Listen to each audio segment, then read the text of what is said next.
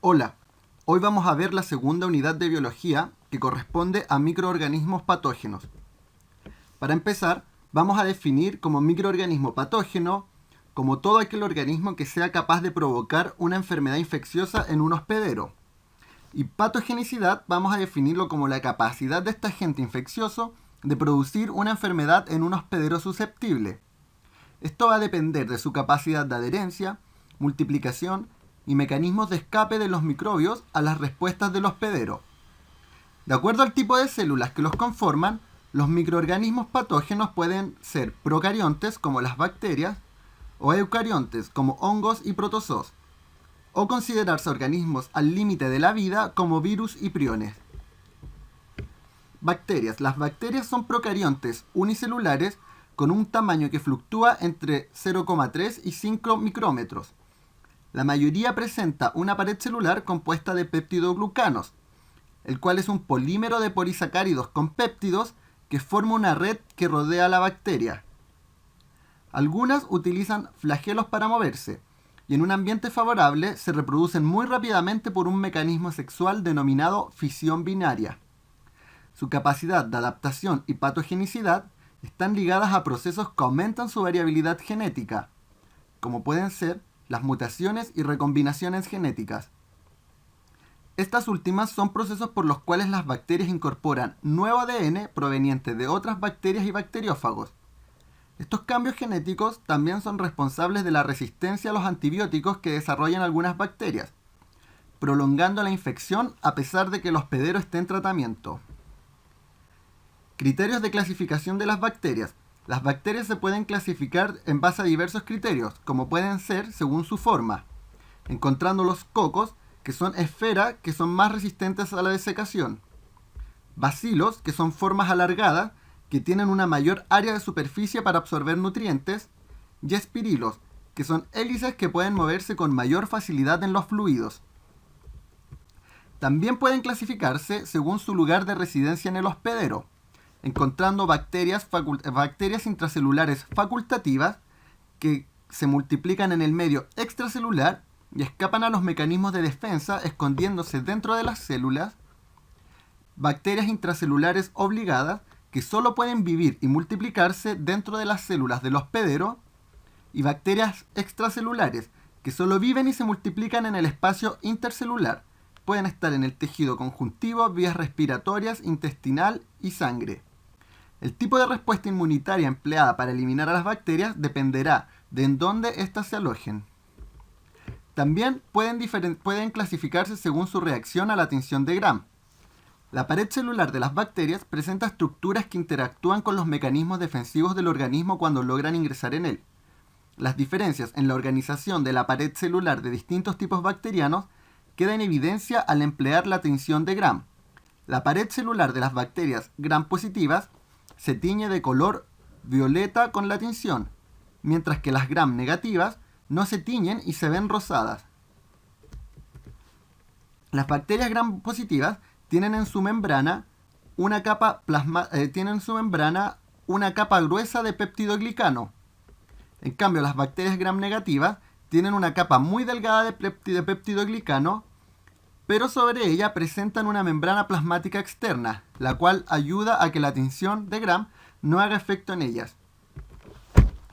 Protozoos. Son unicelulares eucariontes que se movilizan con pseudópodos, como las amebas, flagelos o cilios. Algunas de estas múltiples especies infectan al ser humano en calidad de comensales o bien como parásitos. Hongos. Son organismos eucariontes que se reproducen de forma sexual y asexual mediante esporas. Las enfermedades por hongos en individuos sanos no son peligrosas, como el caso del pie de atleta. Pero los hongos pueden poner en peligro la vida si el sistema inmune del hospedero se encuentra deprimido. Cuando producen enfermedades en un caso como ese, se denominan patógenos oportunistas, que son saprófitos que pueden producir enfermedad solo cuando el hospedador tiene estas deficiencias en sus mecanismos de inmunidad. Virus. Son parásitos obligados, pues necesitan usar la maquinaria celular para sintetizar los ácidos nucleicos y las proteínas que los conforman, y para lograr reproducirse.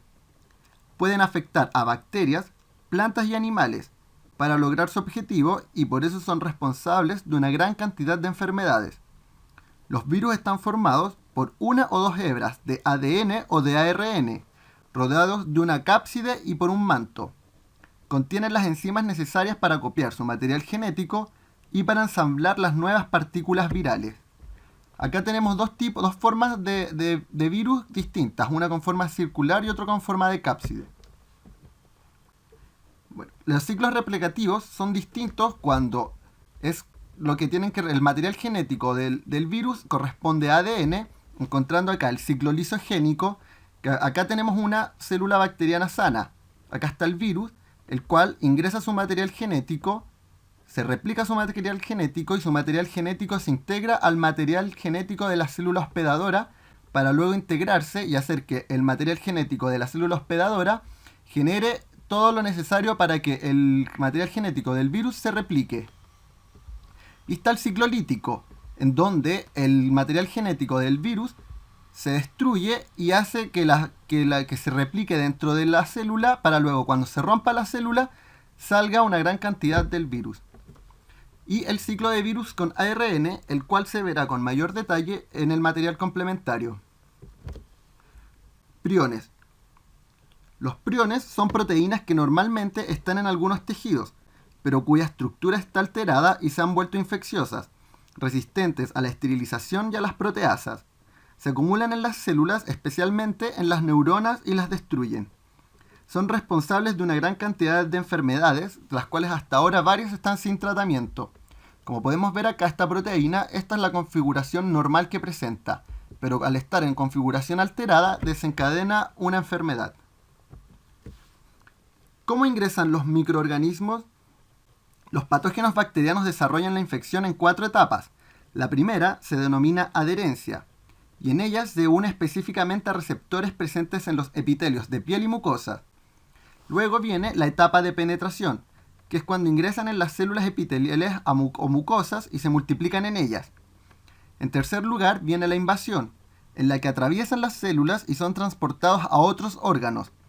Y finalmente la etapa de diseminización, en la que dispersan viajando en el interior de macrófagos o ingresando a vasos sanguíneos o linfáticos. Adaptaciones de las bacterias. En su proceso evolutivo, las bacterias patógenas han adquirido sofisticadas adaptaciones que les permiten sobrepasar las defensas del hospedero. Entre ellas se encuentran la adición a receptores específicos de las membranas de células del hospedero mediante proyecciones de sus membranas plasmáticas, llamadas fimbria o pilis de adhesión y proteínas de adhesinas. También otro mecanismo es evitar ser fagocitadas o escapar de la vacuola fagocítica una vez dentro del fagocito.